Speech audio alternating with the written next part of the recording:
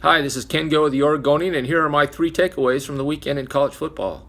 First, Oregon. Ducks lost badly at Washington State.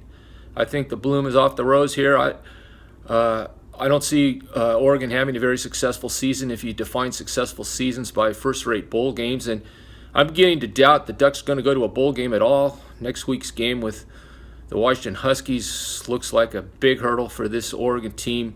The Ducks have real questions on defense. The defensive line got pushed around by Washington State last night.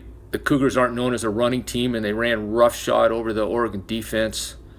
Offensively, I think the Ducks still have some weapons, but maybe not enough to surmount what's going on with the defense. The larger question here is, what does this say about Coach Mark Helfrich's tenure? I think it's way too early to make a call about that. I think bad seasons happen. Of course, people who disagree with me think this bad season is only the beginning of a trend, and that once things start to go the wrong direction, they're going to continue to go that way. I think it's too early to make that call. Let's see how the season finishes. I don't expect Oregon to beat Washington, but then I think the Ducks have an opportunity to regroup, and maybe something can be salvaged from this season yet. I think it's too early to pull the plug on Helfrich.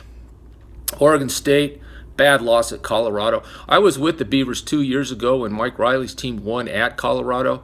Granted, the Buffaloes are much better, but I think you can also say Oregon State is much worse. I know a lot of Beaver fans believe Gary Anderson is an upgrade on Riley. If so, I'd like to see some objective evidence. Riley's Nebraska team is 5-0 and nationally ranked. Oregon State has gone without beating a Pac-12 opponent in Anderson's tenure, and they haven't beaten an FBS team since September of last year. If this is an upgrade, boy, I'd like to see a downgrade. And Portland State won a game without throwing a pass. Bruce Barnum continues to be unpredictable and sort of fun. It's nice to see the Vikings go old school. Barnum said he was tired of turnovers, and one way to stop the turnovers was to just subtract any play where more than one person had the ball, or at least a pass. I guess two people have the ball when you hand off, but you get my drift. The Vikings have, I think, put their show back on the road, their house in order. I think they're still a contender in the Big Sky Conference. The rest of the season is going to be very interesting for all three in-state programs.